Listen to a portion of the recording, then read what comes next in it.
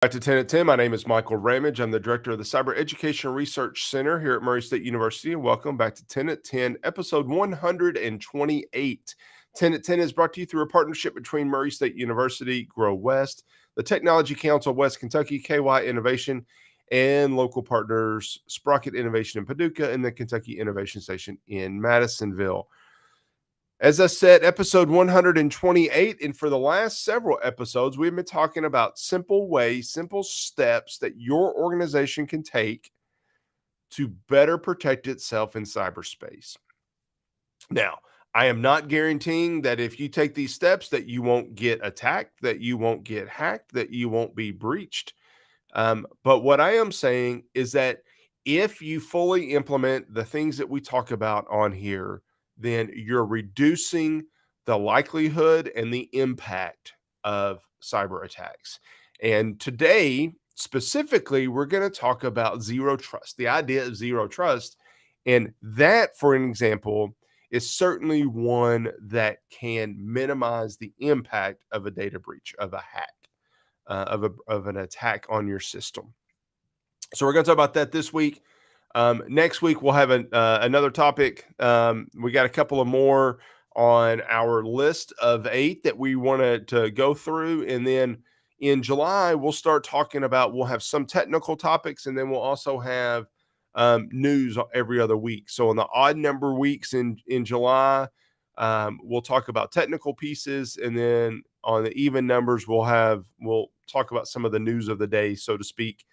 I'm not saying that we're going to talk about the biggest and biggest news topics in cybersecurity, but I want to talk about specific news topics that are impacting organizations and small businesses, in particular, individuals across the country and in some ways globe. So that's what's coming up in July. But let me get back to what we're doing right now. Zero trust. So the idea of zero trust, it's something that we've talked about on here. There's a lot of different ways we talk about it, but I want to highlight these 3 separate areas right now. First of all, let's talk about verifying explicitly. Verifying explicitly. If you log into your network account, do you have to log in again before you can get to your accounting system, to your timesheet, to your manufacturing systems? I hope the answer is yes, but that's what we're talking about. At Murray State, I'll just use us as an example. We have credentials to get onto our account. We have what's called single sign-on. So our credentials are similar among our different systems. But just because I can log on to our network doesn't mean I automatically get to log on to our accounting system or to our student information or to my classes or to my timesheets. All of those require additional login. What we're doing is verifying explicitly. Verifying explicitly. That's an important concept that we're talking about today, is that I don't want to log on once and then have access to everything. Because if your account gets compromised, then again, you log on once and you get access to everything. So whether that's you or an attacker, that person would have access to everything. So that's the first thing. We want to verify explicitly. Second on this list is the idea, the principle of least privilege. Least privilege. So if we're verifying explicitly, taking that to the next step is that we are only giving the user the access that they need to do their job. So what does that mean? Look at a marketing person. Is there any need for the marketing person to be able to get to the accounting system or to the HR system or to the manufacturing facility? Probably not. So why should that user have access to those other systems? Short answer is they shouldn't. Short answer is they shouldn't. So what we're wanting to do is to only give them the access that they need to do their job. In a lot of systems, a lot of users will end up with the admin privileges and even domain admin privileges by default because it's just easier and don't want the headache of having to go back and redo things and this and that. And it becomes a convenient thing for an IT administrator or for the user, but it becomes a problem when if that system is compromised, the attacker not only gets access to that user's account, but everything that that user's account trusts. And if you're the domain admin, now they get access, free reign to everything on the network. And that's a problem. That's why we need to assume the principle of least privilege. The last part of that is the assume breach. Now, I'm not sitting here and saying that your system has been hacked. It might not. I don't know. The problem is you may not know either. Depending on the research and the source and the type of attack that you're talking about, it may be a couple of weeks, it may be a couple of months that an attacker is on your system before you know it.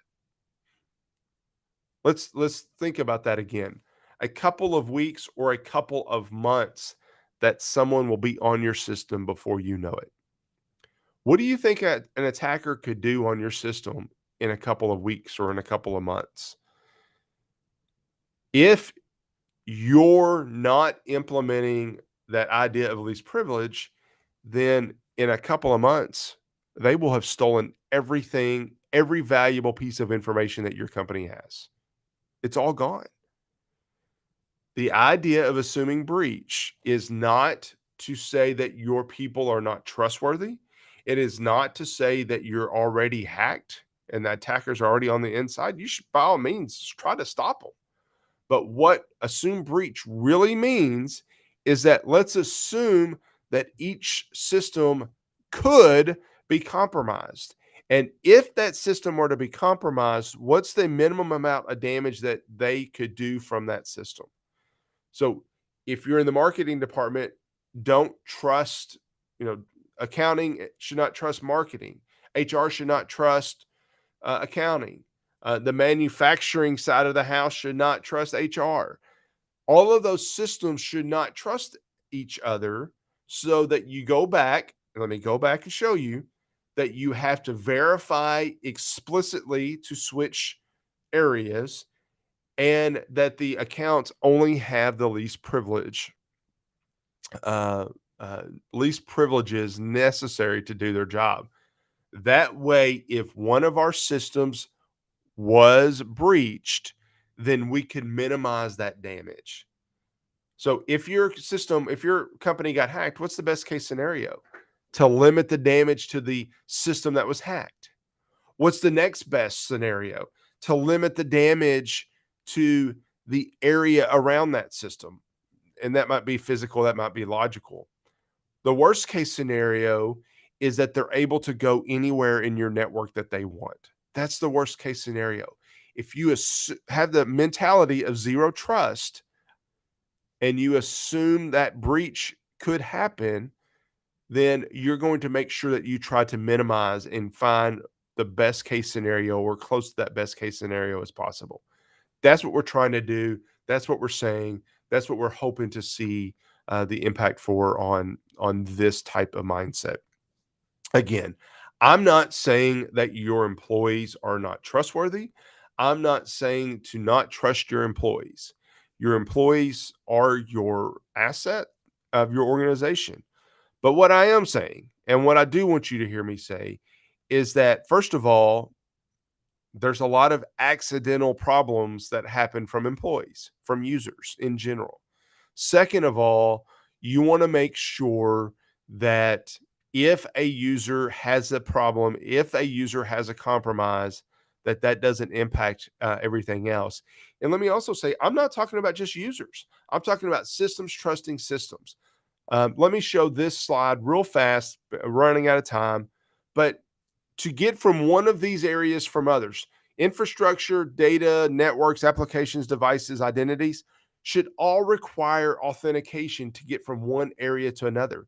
So if a device is on your network and they're trying to get to your data, they should have to authenticate again before they can do that. That zero trust security makes sure that we are in a position where we are requiring authentication and that we are not assuming that there is a trust established until that we authenticate and we can prove that that trust exists. I hope you find this helpful. I hope that you're already implementing a zero trust mindset. If you're not, please implement that on your organization. If you want help on how to do that, don't hesitate to reach out to me. I'm happy to help and I can answer any questions that you can. And I'll see you next week back here on 10 at 10. Thank you. Bye.